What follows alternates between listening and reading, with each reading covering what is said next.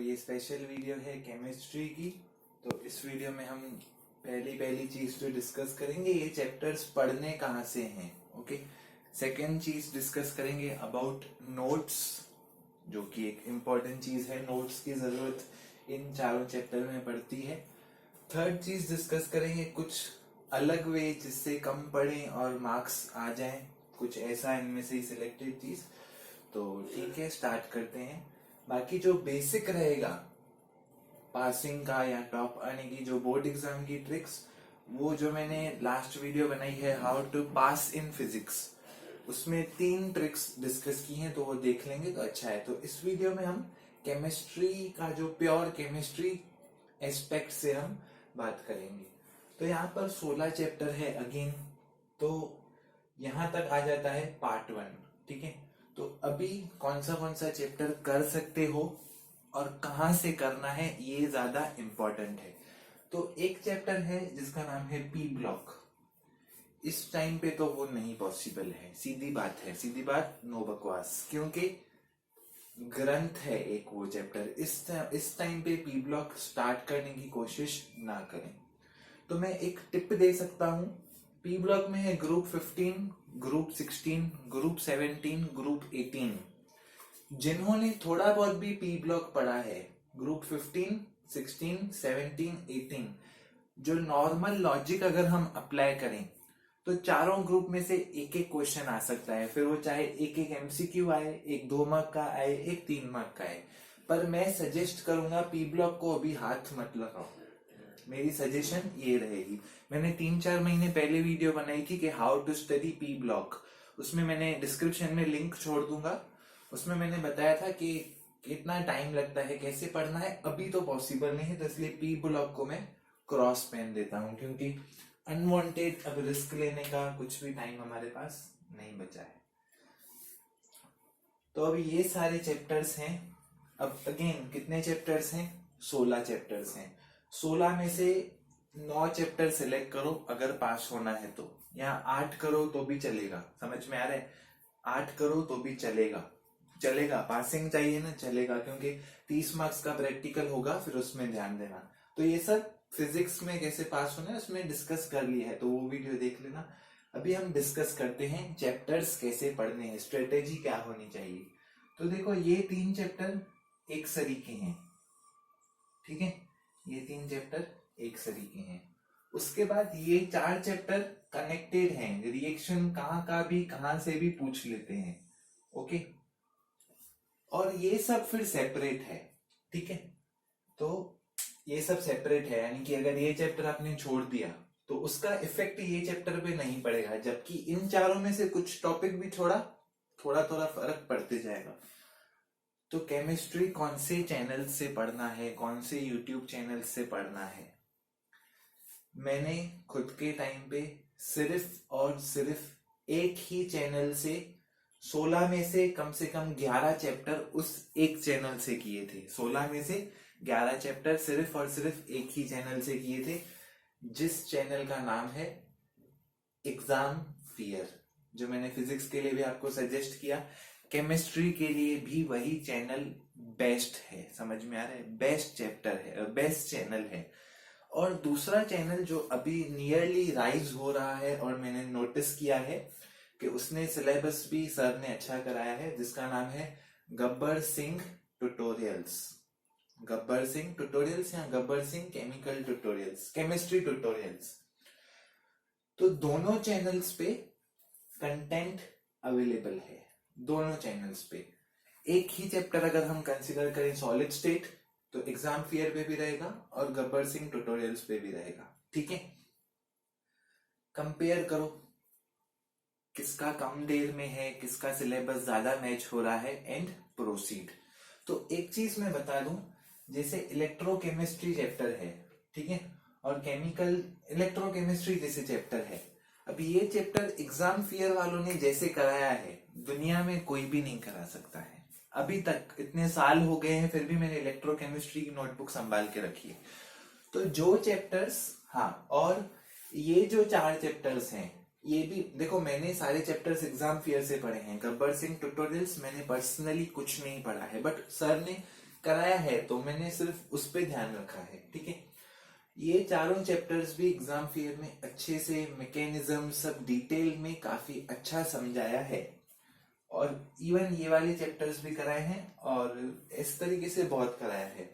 तो आप कंपेयर कीजिए किसका टाइम ड्यूरेशन कम है, किसका आपको ज्यादा समझ में आ रहा है, एंड प्रोसीड। तो 16 के 16 चैप्टर्स आपको exam fear and Gabbar Singh tutorials में मिल जाएंगे। तीसरा चैनल जो है मुझे याद नहीं आ रहा है, बट मैं बता दूं, आप खुद से चेक कर सकते हैं। प्रदीप क्षेत्रपाल जो चैनल है उनमें वो लोग शायद केमिस्ट्री भी सिखाते हैं, बट वो सीबीएसई बोर्ड की सिखाते हैं, तो कुछ ना कुछ मैच हो सकता है। तो तीसरा चैनल आप वो समझ सकते हैं। तो अभी पढ़ना कैसे है, अब 10, 11, 12, 13 ये जो 4 चैप्टर्स हैं, ऑफ कोर्स मैं नहीं पढ़ाऊंगा, वहां से पढ़ो, बट नोट्स इसके मैं आपको दे सकता हूँ। मेरे जो हैंडराइटिंग में बने हुए हैं, एकदम जबरदस्त नोट्स बनाए थे मैंने वो टाइम पे।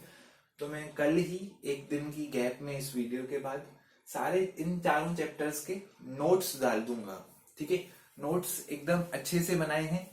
और मैंने एक वीडियो बनाई थी थोड़ा टाइम पहले कि how to study chemical reactions, जरूर देखना। अलग वे है, केमिकल रिएक्शंस पढ़ने का अलग वे है। डिस्क्रिप्शन में उसकी लिंक में डाल दूंगा। सो इन चारों चैप्टर के नोट्स में देने के लिए तैयार हूं। तो मेरा काम यहाँ तक हो गया, 4 चैप्टर के नोट्स दे दिए।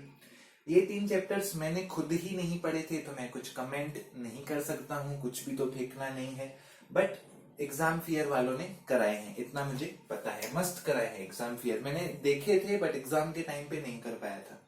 Okay, coordination compounds and DNF block, ये चैप्टर एग्जाम फेयर ने शायद नहीं कराया है, बट गब्बर सिंह ट्यूटोरियल वाले सर ने अच्छे से कराया है। मैंने अभी प्लेलिस्ट उनकी देखी, उन्होंने बेस्ट कराया है। तो अभी क्या कर सकते हो, अगर टाइम की आपको कमी है, अगर टाइम की कमी है तो डी एंड एफ ब्लॉक में से यहाँ डी ब्लॉक करो या एफ ब्लॉक करो, क्योंकि एक क्वेश्चन डी से आएगा, एक क्वेश्चन एफ से आएगा, तो कम से कम आधी मार्क्स तो गेन कर पाओगे। जो इजी लगता है उससे प्रोसीड करो। अगर इस चैप्टर की बात करें, general principle and isolation of elements, exam fear का देख लो, आने वाले 3 साल तक याद रहेगा, इतना डिटेल में समझाया है उन्होंने। ओके, तो ये चैप्टर एग्जाम फेयर से करना और किसी भी चैनल से मत करना। केमिकल काइनेटिक्स का मैं कुछ नहीं बोल सकता, क्योंकि ये किताब में ही अच्छा लिखा हुआ है, तो मुझे किसी की नीड नहीं पड़ी थी, तो मैंने बुक से ही पढ़ा है। इलेक्ट्रोकेमिस्ट्री काफी बड़ा चैप्टर है, शॉर्ट में नहीं कर सकते, यानी कि ऐसा नहीं होगा कि एक दिन में पूरा चैप्टर, इम्पॉसिबल है। समझ में आ रही है बात? तो इलेक्ट्रोकेमिस्ट्री अगर आपको विश है करने की, proceed for exam fear. Time लगेगा, बट ये चीज बता दूं, शॉर्टकट नहीं है। केमिकल थर्मोडायनामिक्स एंड एनर्जेटिक्स, अभी ये चैप्टर भी लेंथी है, डोंट एक्सपेक्ट एनी शॉर्टकट, है ही नहीं। मतलब क्योंकि एग्जाम में याद आना चाहिए, पता चला कुछ भी करके पढ़ लिया फिर ब्लैंक हो गया तो जीरो फायदा है उसका। Solution and qualitative properties exam fear पे है। Solid state Gabbar Singh exam fear दोनों है, जहां से ज्यादा मैच हो वहां से करो। तो एक चीज मैं आपको बता दूं, अरे स्किप हो गई एक चीज, कौन सी बतानी थी? अरे अभी याद भी थी, मैंने सोचा कह देता हूं। हाँ बरोबर, फिजिक्स में क्या स्थिति थी, 20 चैप्टर है, 20 में से 19 या 18 चैप्टर में न्यूमेरिकल्स हैं। ओके, तो हालत खराब हो जाती थी, दिमागी हालत कर करके। यहाँ पर सिचुएशन एकदम अलग है। तो यहाँ पर इसमें तो किसी में न्यूमेरिकल है ही नहीं, इनमें है गिने चुने न्यूमेरिकल्स। तो अगर आपको कम समय में ज्यादा मार्क्स स्कोर करनी है तो न्यूमेरिकल्स करो। समझ में आ रहा है? क्योंकि गिने चुने हैं। केमिस्ट्री के न्यूमेरिकल्स दिमाग लगाने वाले नहीं हैं, केमिस्ट्री के न्यूमेरिकल्स फॉर्मूला गिवन है, आंसर डालने वाले हैं। समझ में आ रही है बात? उतना फिजिक्स जितना दिमाग इनमें नहीं लगेगा। तो सॉलिड स्टेट से एक न्यूमेरिकल जो पिछला पेपर पैटर्न था उसके हिसाब से तो हर साल आता था, हर साल आता था। सॉल्यूशन एंड क्वालिटेटिव प्रॉपर्टीज से भी हर साल न्यूमेरिकल आता था। इलेक्ट्रोकेमिस्ट्री से भी हर साल आता था। इवन केमिकल थर्मोडायनामिक्स से भी। समझ में आ रहा है? हर साल आता था। तो अभी पेपर पैटर्न चेंज हुआ है, पेपर बनाने वाले लोग वही हैं। ठीक है, ये बात भी समझ में रखो। सो कम टाइम में अगर ज्यादा मार्क्स चाहिए, न्यूमेरिकल्स पहले कर दो। ये ट्रिक है, न्यूमेरिकल्स पहले कर दो। कम से कम 10 मार्क्स तो आ जाएंगी, आराम से आ जाएंगी। 10 से 13 मार्क्स या 10 से 12 मार्क्स आराम से आ जाएंगी, सिर्फ न्यूमेरिकल्स करके। केमिकल काइनेटिक्स यानी कि पार्ट 1 के न्यूमेरिकल्स कर लो अगर मार्क्स अच्छी चाहिए तो। अब आप सोच रहे होंगे न्यूमेरिकल्स के कैसे, इस सिचुएशन में कैसे? तो देखो, अगर 16 चैप्टर करते हो, 16 चैप्टर पूरे पढ़ लिए, एकदम वर्ड टू वर्ड पढ़ लिया, तो जाके आपकी आएंगी 50 या 55 मार्क्स। कितनी आएंगी? 50 या 55 मार्क्स। अगर ये 5-6 चैप्टर के न्यूमेरिकल्स किए, सिर्फ न्यूमेरिकल्स, 10 से 15 मार्क्स उधर ही आ सकती हैं। एक आध न्यूमेरिकल एमसीक्यू में आएगा, 2 मार्क में तो नहीं आएगा, फिर 3 मार्क में न्यूमेरिकल्स आएंगे, फिर 5 मार्क में स्प्लिट अप होके आ सकते हैं 3 मार्क के लिए या 2 मार्क के लिए। सो ट्रिक ये है, न्यूमेरिकल्स डेफिनेटली करो। कम है, गिने चुने हैं, लिमिटेड हैं। एग्री करता हूँ, इलेक्ट्रोकेमिस्ट्री के न्यूमेरिकल्स हार्ड हैं, तो जिनके इजी हैं वो तो करो। लक या पेपर किसने देखा है, हो सकता है लक साथ हो आपके। सो ये न्यूमेरिकल्स के बारे में मुझे एक चीज कहनी थी। और बाकी मैं क्या कह सकता हूँ, बस बाकी मैं कह सकता हूँ जो पार्ट 1 के चैप्टर्स हैं यहाँ तक, कॉन्सेप्चुअल चैप्टर्स हैं, यानी कि कॉन्सेप्ट लगेगा, दिमाग चाहिए, टाइम चाहिए इनको करने के लिए, और एक अच्छा टीचर भी चाहिए। तो मैं कहूंगा कि ये सारे चैप्टर्स एग्जाम फेयर से करो, अगर इनमें से जो भी चैप्टर आपको करना है। और मैं कह सकता हूं कि बाकी जो चैप्टर्स हैं अभी, उसमें ये 4 चैप्टर्स तो इंटरकनेक्टेड हैं, ठीक है, तो वो भी करने तो हैं ही। तो अभी आप 16 में से अपने चैप्टर्स डिवाइड करो। तो मैं बता रहा हूँ ग्रुपिंग कैसे करो, ठीक है। अभी ये 6 में से, इन 6 में से कोई भी 4 चैप्टर मन पसंदी के चूज करो। इन 6 में से मन पसंद के कोई 4 चैप्टर चूज करो। उसके बाद आपके पास 3 ग्रुप्स हैं। कितनी ग्रुप्स हैं? 3 ग्रुप्स। पासिंग क्राइटेरिया बता रहा हूं ना, टॉप आने के लिए तो जितना पढ़ोगे उतना अच्छा है। एक ग्रुप है ये, ए ग्रुप, ये ग्रुप है बी, ये ग्रुप है सी, और ये ग्रुप का नाम देता हूं डी।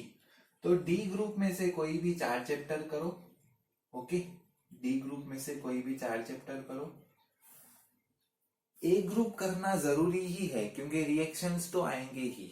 समझ में आ रहा है? ए ग्रुप भले लेंथी हो, भले टफ हो, करना वही है। ऑप्शन नहीं दे रहा हूं मैं, ए ग्रुप करना ही है। अब बी में से या सी में से कोई एक ग्रुप चूज करो और प्रोसीड करो। समझ में आ रही है बात? बट आप सोच रहे होंगे 8 चैप्टर कहे थे, 4 चैप्टर यहाँ हो गए, 4 चैप्टर यहाँ हो गए। हाँ, अगर ये 4 चैप्टर जो यहाँ से सिलेक्ट किए हैं विथ न्यूमेरिकल्स कर रहे हो, बस फिर पहले ये भी छोड़ दो, ये भी छोड़ दो। समझ में आ रही है बात जो मैं कह रहा हूं? बट ये तो इम्पोर्टेंट है, ये इम्पोर्टेंट है, और इसमें से कुछ भी पूछा जा सकता है, तो ये इम्पोर्टेंट है। मतलब हो सकता है पेपर ही इसमें आ जाए, मेजोरिटी पेपर इसमें से आ जाए, हो सकता है, हो सकता है। तो ग्रुपिंग में से प्रोसीड करो। समझ में आ रहा है? एक लास्ट प्रोबेबिलिटी जो मैं कह सकता हूं, अगर रिएक्शन समझते ही नहीं है, ए ग्रुप फिर छोड़ दो, पर उसके बजाय फिर बी ग्रुप भी करो, सी ग्रुप भी करो, डी ग्रुप भी करो। क्योंकि मैंने नोट किया है स्टूडेंट्स रहते हैं जिन्हें रट्टा मारना या थ्योरी पढ़ना अच्छा लगता है। थ्योरी पढ़ना अलग बात है, रट्टा मारना अलग बात है, मैंने कंबाइन कर लिया। उनका रिएक्शंस में दिमाग नहीं चलता है, और इस सिचुएशन में कोई ना कोई ऐसा होगा आप में से कि नहीं कर सकते हैं, तो छोड़ दो। फिर इधर से 4 चैप्टर, ये तीनों चैप्टर, ये 2 चैप्टर। सो ये है कुछ स्ट्रेटेजी केमिस्ट्री पढ़ने की। सो मैं उम्मीद करता हूँ आपको समझ में आया होगा, और कुछ मैं कमेंट नहीं कर सकता हाल फिलहाल। बस अनसॉल्व्ड, सॉरी, प्रॉब्लम्स इंपॉर्टेंट है, कम टाइम में ज्यादा मार्क्स उसी सोर्स से मिल सकती हैं। So okay, thanks for watching. अभी नेक्स्ट की वीडियो में जल्द ही मिलते हैं, जो कि रहेगी अगली वीडियो।